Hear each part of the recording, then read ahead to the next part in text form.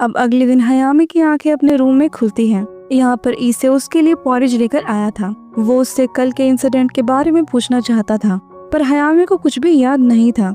इसके बाद जब ईसे बाहर आता है तो वो देखता है कि हयामी के फोन पर उसके हस्बैंड माशिरो का कॉल आ रहा था, तो वो उसको पिक कर लेता है। माशिरो उसको बताता है कि मुझे हयामा से 3 दिन के अंदर अर्जेंटली मिलना है, और ईसे भी उसको हाँ कर देता है।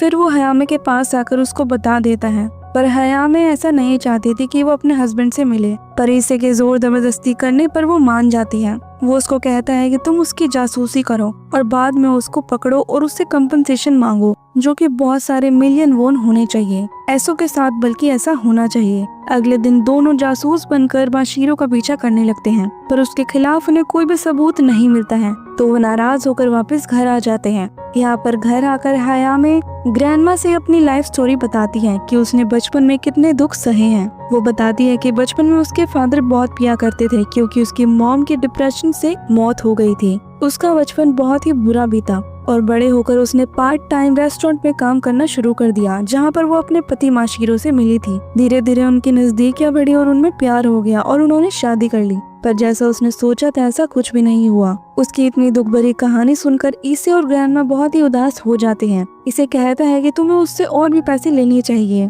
पर हयामी उसको कहती है कि मैं कल उसकी जासूसी करने अकेले ही जाना चाहती हूँ। उसका ये जवाब सुनकर ईसे बहुत ही गुस्सा हो जाता है कि मैं इसकी इतनी फिक्र कर रहा हूँ और ये उसको अपने साथ चलने नहीं दे रही है।